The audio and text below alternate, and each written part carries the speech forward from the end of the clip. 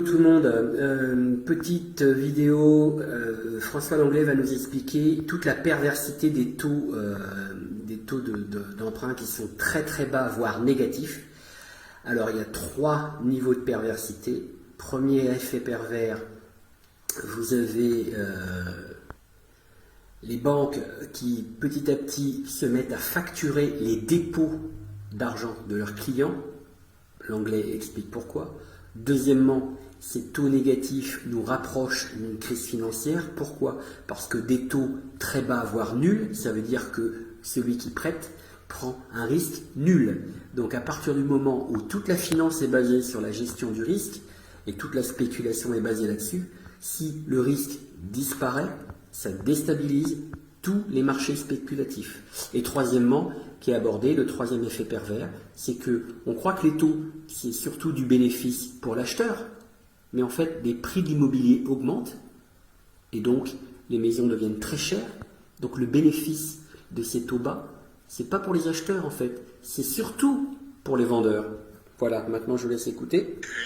La banque Rothschild et compagnie envisage, on l'a appris aujourd'hui, de taxer les dépôts de ses clients, c'est-à-dire l'argent qu'on a déposé sur les comptes en banque. C'est la deuxième banque dans la semaine à prendre cette décision. Il y avait eu une banque qui s'appelle Lombard-Odier, alors qui ne frappe que les dépôts supérieurs à 1 million d'euros. Ça ne concerne pas grand monde, mais à l'étranger, on a déjà UBS qui taxe les dépôts supérieurs à 500 000 euros, et puis en Allemagne, le seuil est beaucoup plus bas, c'est 100 000 euros. À partir de 100 000 euros, on paye 0,4% d'intérêt par an.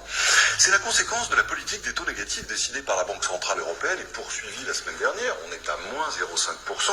On connaît l'objectif de cette politique, c'est relancer le crédit pour stimuler une activité économique déficiente.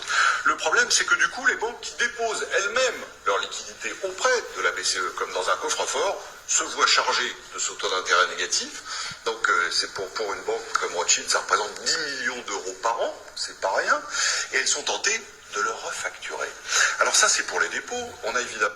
Bon, j'espère que tout le monde a compris. Moi, j'ai eu un petit peu de mal. Alors, j'explique au cas où il y a des gens comme moi. Les banques, quand elles reçoivent de l'argent de leurs clients, elles ont de l'argent en dépôt. Elles-mêmes, elles ne le gardent pas. Elles mettent cet argent-là dans le coffre-fort de la BCE, pour simplifier l'image. Mais comme les taux sont négatifs, en faisant ça, elles ne sont pas rémunérées. C'est à elles de payer pour mettre dans le coffre-fort de la BCE à cause des taux négatifs. Et donc, évidemment, cet argent, cette charge, ce coût qu'ils ont, qui est nouveau, il faut qu'ils le répercutent sur leurs clients. Aussi l'érosion de la rémunération de l'épargne. Les assurances-vie, le livret A, ne rapportent plus rien, vous le savez. Et l'autre effet pervers, c'est que cette politique annihile tout sentiment de risque de la part de l'emprunteur. Quand on prête de l'argent, si je prête de l'argent, par exemple, à Vincent, je vais lui demander un très bas économiste. Je vais lui demander un intérêt, d'abord parce qu'il a une mine patibulaire, mais presque, donc je n'aurai pas tout à fait confiance, il y a un risque. Et ensuite, je vais me dessaisir de cet argent, donc je veux être rémunéré de ce que je perds. L'intérêt, c'est le prix du risque et le prix du temps. L'intérêt à zéro, ça veut dire que le temps n'a plus de valeur, que le risque n'a plus de valeur. Ça déclenche... Bon, voilà, très simple, mais je répète...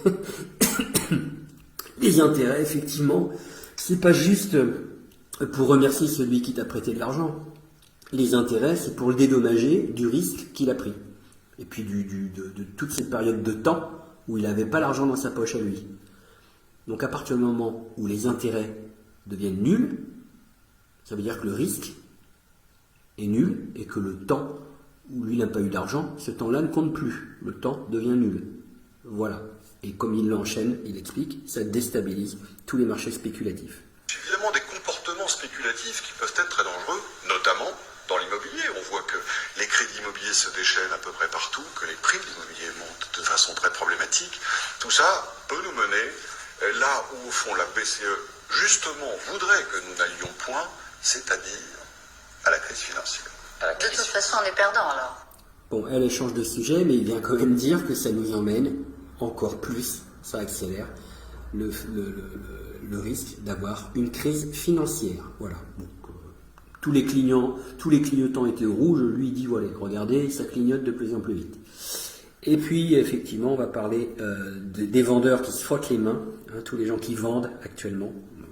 symboliquement les vendeurs de biens immobiliers, mais tous ceux qui vendent. Nous, le consommateur, parce qu'on paye moins cher nos maisons, mais elles sont de plus en plus chères Absolument. à acheter, et en plus, on n'a pas d'épargne qui rapporte. C'est tout à fait juste ce que vous dites, c'est-à-dire que le bénéfice de la baisse des taux, on a l'impression que c'est pour l'emprunteur. En réalité, avec la hausse des prix, il a été transmis à celui qui vend.